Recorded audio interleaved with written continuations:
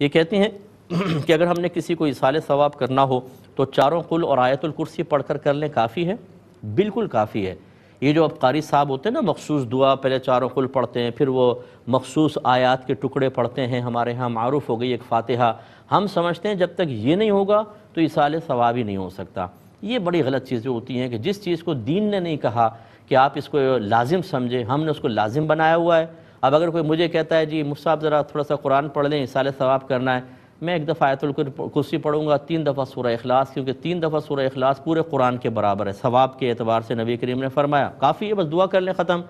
لیکن جو جاہل ہوگا نا، وہ کہے گا جی یہ تو طریقہ ہی نہیں ہے فاتحہ کا، فاتحہ کا تو وہ طریقہ ہے جو قاری صاحب پڑھتے ہیں آ کر۔ تو یہ جو ہم نے اس طرح کی چیزیں ایسی لازم و ملزوم کر دی ہیں، ایسا لوگوں کا ذہن بنا دیا ہے اور وضاحت نہیں کرتے ہیں کہ بھائی یہ کوئی دین کا حصہ نہیں ہے، کریں تو منع بھی نہیں ہے، لیکن اتنا ضروری اس کو سمجھنا کہ یہ نہ کریں تو اس شخص کے بارے میں آپ بدگمانیوں کو شکار ہو جائیں، یہ ٹھیک نہیں ہے۔ تو یہ اس طرح جو مروجہ ہمارے ہاں طریقہ فاتحہ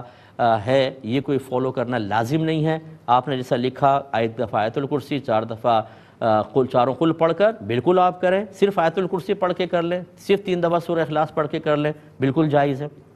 تو اس طرح غیر لازم کو لازم کر کے اس کو دین کا اس طرح حصہ بنا لینا کہ ہمارے بچے اس کو سمجھیں یہ دین کا حصہ ہے اور اس کا تعلق دین سے ہی بہت زیادہ ہے، اور اسی طریقے سے اسے لازم و ملزوم سمجھنا یہ بھی دین کا حصہ بنانا ہے کہ اگر کوئی نہیں کرے گا یا اس انداز سے نہیں کرے گا تو اس کے اوپر طنز کرنا، جائز سمجھنا، اس کو برا بھلا کہنا، اس کو معیوب اور معتوب ٹھہرانا، یہ سب غلط ہے۔ جو کر رہے ہیں وہ غلط ہوں گے، یعنی طنز کرنے والے، یہ شخص غلط نہیں ہوگا۔